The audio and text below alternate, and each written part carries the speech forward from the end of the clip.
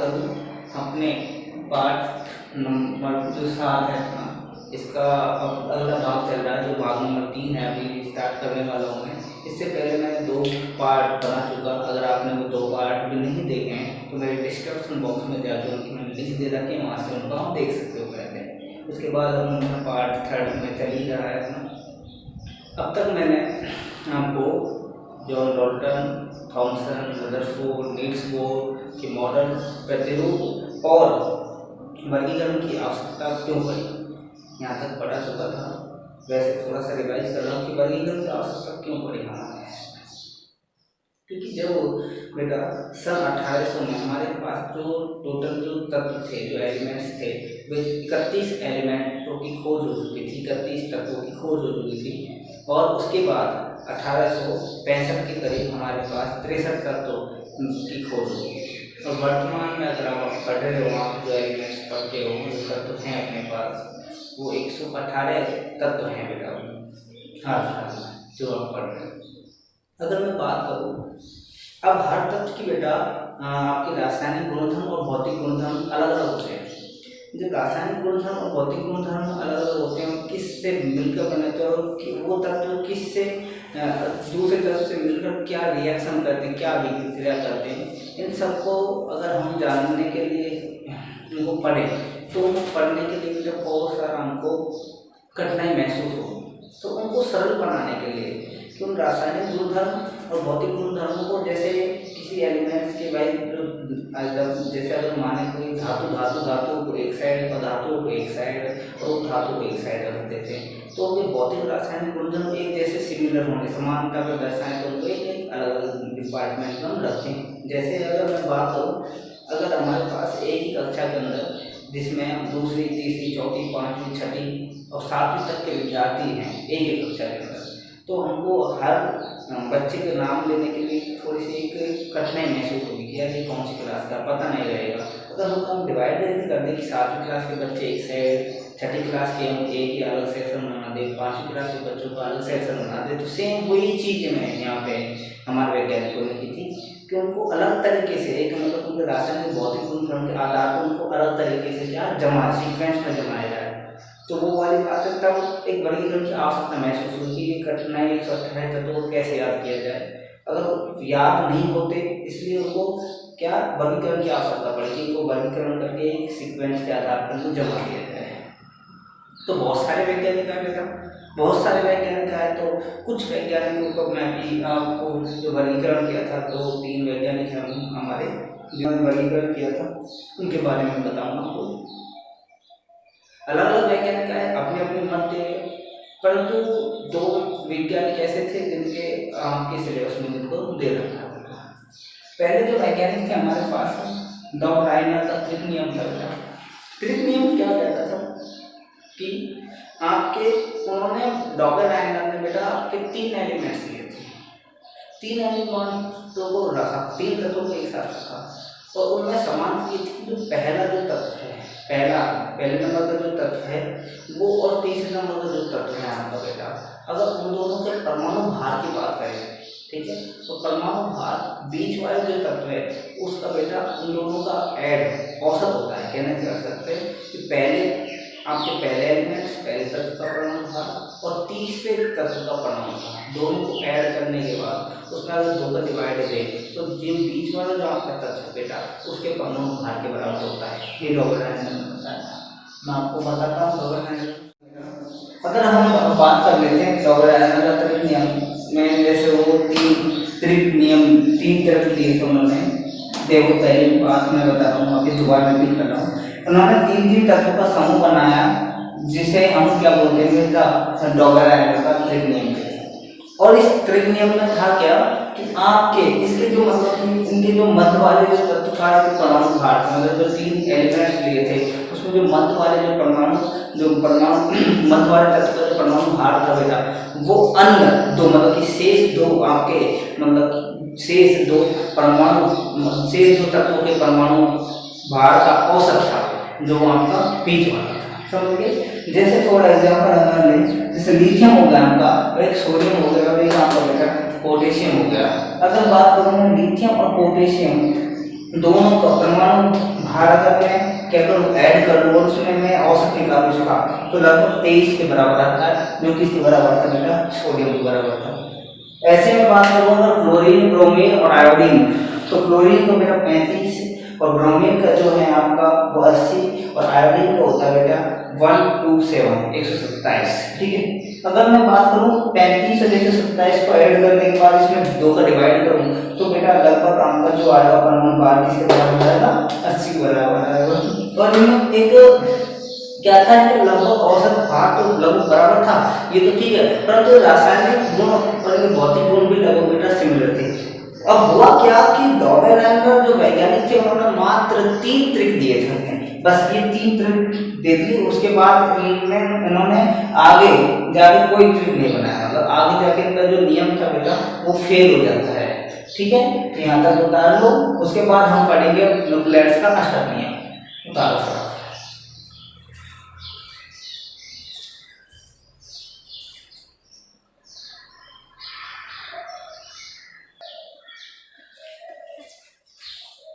बेटा आपने डॉबरलैंगर का त्रिक नियम पढ़ लिया है, अब हम पढ़ेंगे बेटा आपका जो सेकंड जो दूसरे नंबर के जो वैज्ञानिक आए थे जिन्होंने अपना एक नियम दिया था तत्वों के व्यवस्थित वर्गीकरण क्लासिफिकेशन, उनको एक व्यवस्थित ढंग से सेट किया था, तो उनमें आते हैं फिर दूसरे नंबर के जॉन अलेक्जेंडर न्यूक्लैंस, ठीक है, एक वैज्ञानिक थे। उन्होंने अपना जो नियम दिया था बेटा, ये इन्होंने बोला था कि इन्होंने भी अपने तत्वों का जो अपने तत्वों को भी ना बेटा बढ़ते हुए परमाणु क्रम के रूप में व्यवस्थित किया था, जैसा कि हमारे किसने किया था, डॉबरलैंगर वैज्ञानिक ने किया था सेम, ठीक है, व्यवस्थित किया।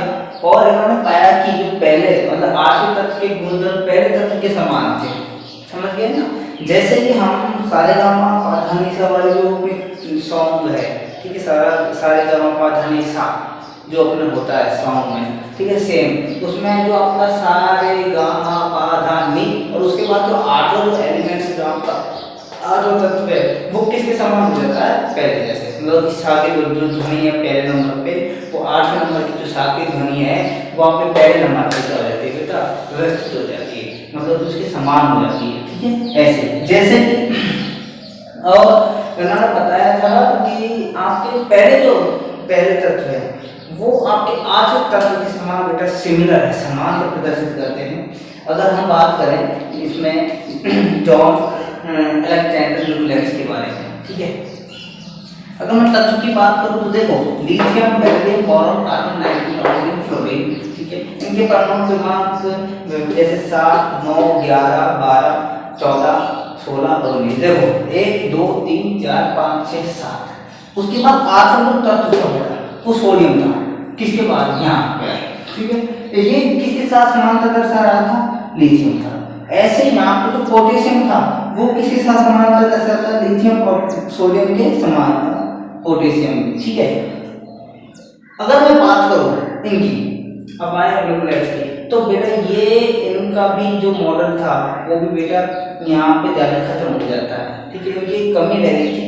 इन्होंने मात्र आपके 20 एलिमेंट्स की बेटा एक व्यवस्थित ढंग से उनको जमाया था, 20 एलिमेंट्स को। उसके बाद अब आपका शुरू होता है जहाँ से आपके क्वेश्चन बनने स्टार्ट होते हैं, ये छोटे मोटे इसमें टॉपिक्स हैं। अब जो आपका महत्वपूर्ण जो टॉपिक आएगा वो है कि मेंडलीफ की आवर्तसारणी। अब जो वैज्ञानिक आए थे बेटा वो मेंडलीफ आए थे इन दोनों के अलावा, जिन्होंने आपके तत्वों की बेटा एक सुव्यवस्थित ढंग से उनको जमा दिया था, ठीक है, उतारने में आता कंप्लीट।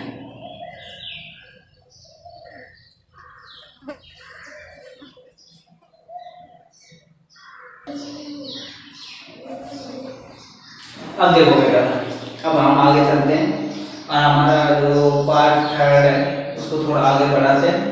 अब तक हमने पढ़ लिया था कि वर्गीकरण की आवश्यकता, तो बड़ी वर्गीकरण की आवश्यकता के में आपने बेटा वर्गीकरण क्लासिफिकेशन भी पढ़ लिया था। क्लासिफिकेशन में आपने पढ़ा था हमारे डॉबरलैंगर का त्रिक नियम और न्यूक्लियस का अष्टक नियम। अगर हम बात करें उसके बाद जब न्यूक्लियस का अष्टक नियम जब प्रस्तुत हुआ तो सन 1865 था, और सन 1865 के बाद फिर उनका जो अपना जो अष्टक नियम था उनका, तो उनका अष्टक नियम बेटा ओनली 20 तत्वों तक ही सीमित था। उसके बाद उन्होंने अपना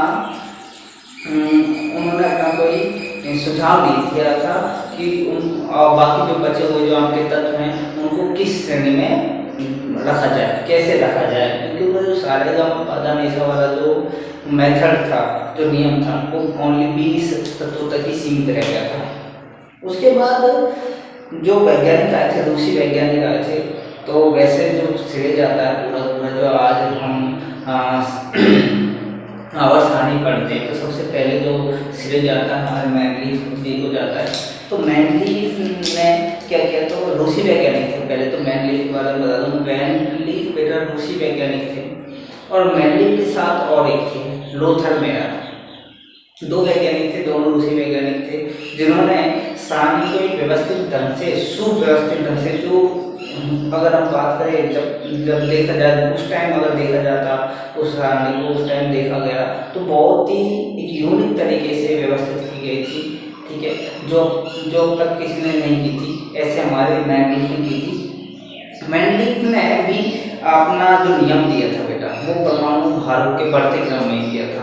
इन्होंने क्या पाया, जब इन्होंने जमाना स्टार्ट किया, व्यवस्थित करना स्टार्ट किया तत्वों को, तो इन्होंने पाया कि हमारे जो तत्व हैं, जो एलिमेंट्स हैं, वो एक अंतराल के बाद पुनः वापस दूसरे तत्व के साथ समानता प्रदर्शित करते हैं।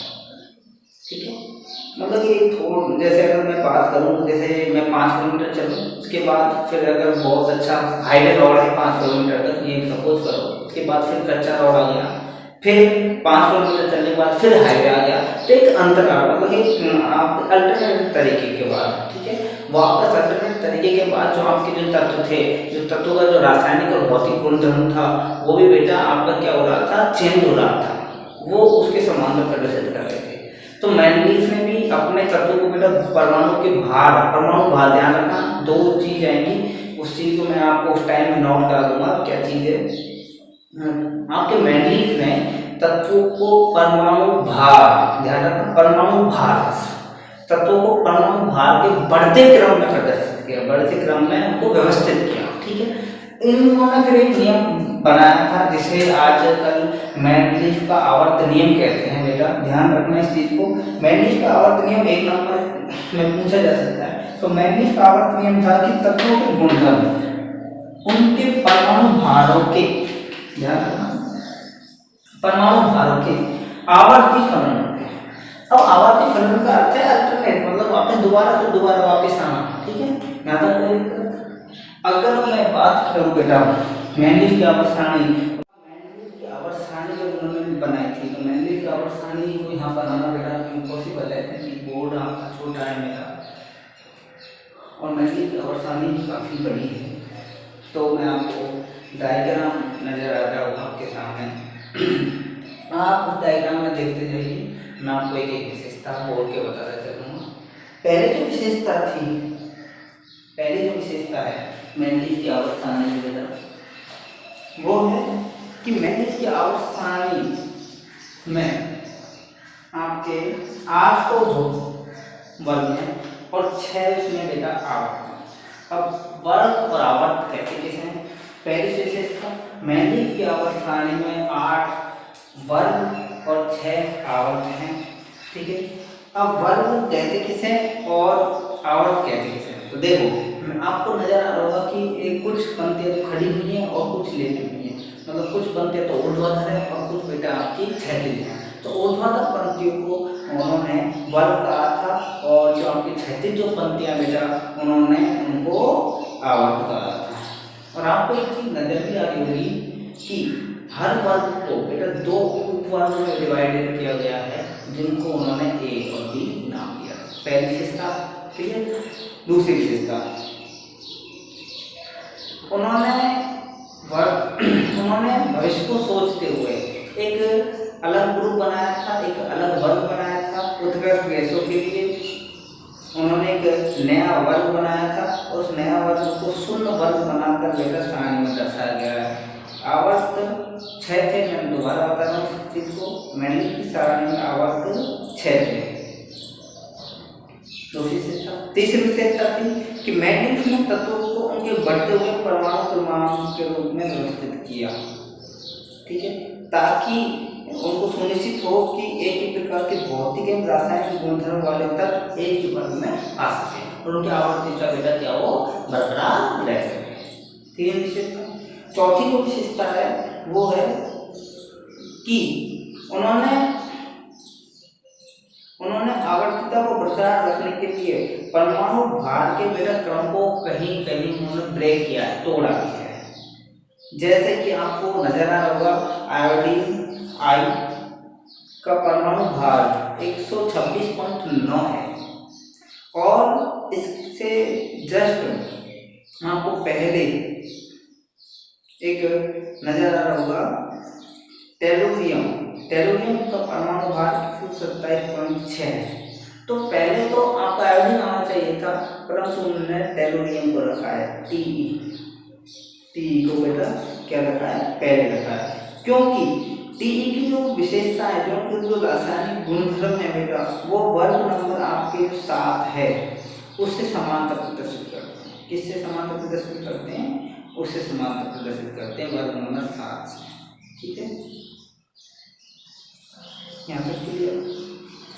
4 विशेषता हो गई। 5वीं विशेषता, उन्होंने पहले भविष्यवाणी कर दी थी, उन्होंने एक बोरॉन, एक आयरन और एक सिलिकॉन के लिए रिक्त स्थान छोड़ा। मैंने ने एक बोरॉन, एक आयरन और एक सिलिकॉन के लिए बेटा रिक्त स्थान छोड़ा था, जो कि उनका जो अनुमान था बेटा वो बाद में चल के सिद्ध हुआ, इन्हें जो बाद में क्या हुआ बेटा सिद्ध हुआ, और उन्हें उन तत्वों को आज हम बेटा स्कैंडियम, गैलियम और जर्मेनियम कहते हैं। इस सारणी का निर्माण तत्वों के वर्गीकरण एवं अध्ययन में एक महत्वपूर्ण बेटा योगदान था, ठीक है। ये तो कुछ थी मैंगनीज की बेटा विशेषता।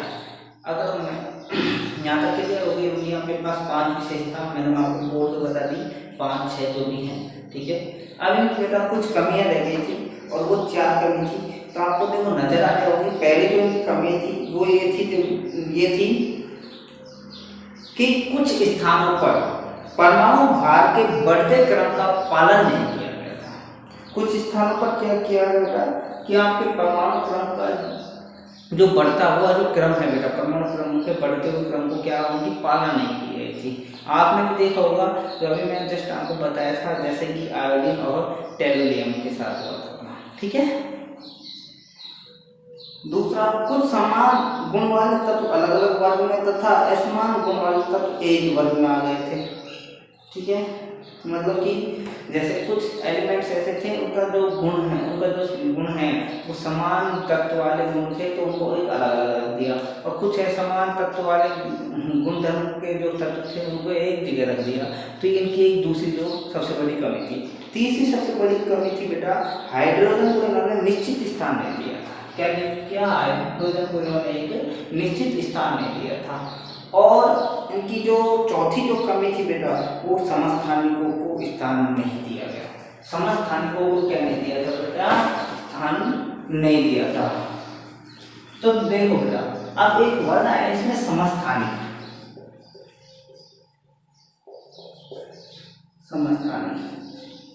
अब समस्थानिक के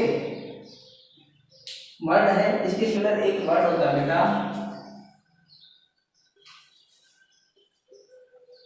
समवाय। बेटा मैंने आपको मैंगनीज की विशेषता और कमी करा दी।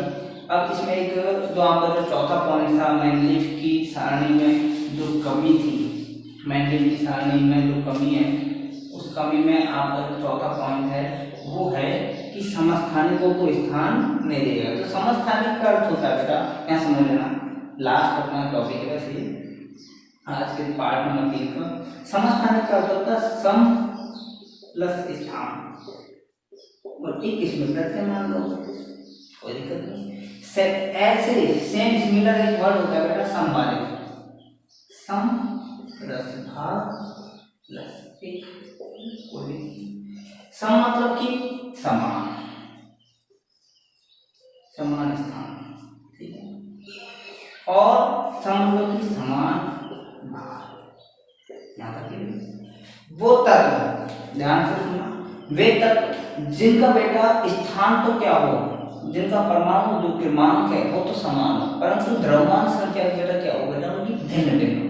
यहाँ तक के लिए द्रव्यमान संख्या क्या हो बेटा उनकी भिन्न भिन्न हो, तो उनके लिए उन्होंने बेटा कोई स्थान नहीं दिया था। अगर मैं बात करूँ संभारित की, जिनका परमाणु क्रमांक तो भिन्न भिन्न हो परंतु द्रव्यमान संख्या क्या हो बेटा उनकी सेम हो। ठीक है, तो आज के लिए इतना ही।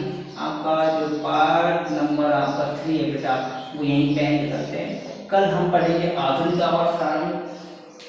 ठीक है, मेनली की आवर्त सारणी तक आपकी कोई भी जो सुझाव या कंटेंट जो भी हो या फिर कोई चीज़ समझ नहीं आए तो मेरे कमेंट सेक्शन में आप बता देना मुझे, और मेरे चैनल को बेटा सब्सक्राइब, लाइक और शेयर जरूर कर देना आप जैसे विद्यार्थियों के लिए जो ऑनलाइन पढ़ सके, क्योंकि कोरोना वायरस की वजह से सभी अभी घर पे ही हैं, तो अच्छे से घर पे रह के स्टडी करें अपनी। 10वीं में जो आने वाले स्टूडेंट उनके लिए एक बेहतर लाभ होगा इस वीडियो से अपने, क्योंकि अभी आपकी जो स्कूल हैं और जो कॉलेज हैं बेटा अभी बंद हैं, तो वहाँ पे तो कोई पढ़ाई हो नहीं रही, तो घर बैठ के आराम से आप वीडियो देख के पढ़ सकते हैं। हाँ, मैथ की वीडियो मैं आपके डिस्क्रिप्शन बॉक्स में मेरे वहाँ पे लिंक प्रोवाइड कर दूँगा, वहाँ से आप मैथ की वीडियो देख सकते हो। ठीक है, जय हिंद।